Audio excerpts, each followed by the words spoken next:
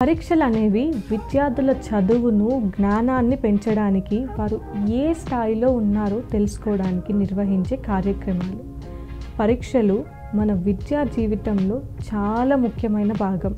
ఇవి విద్యార్థుల జ్ఞానం, అర్థం చేసుకోవడం, చదువుకున్న విషయాలలో నైపుణ్యం ఎంత ఉందో అర్థం చేసుకోవడానికి నిర్వహించబడతాయి.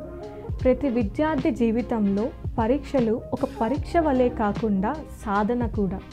పరీక్షలు లేకపోతే మనం ఎక్కడ దరిదాపుల్లో ఉన్నామో, ఏ విషయాల్లో బలాలు, ఏ విషయాల్లో బలహీనతలు ఉన్నాయో మనకు తెలియదు.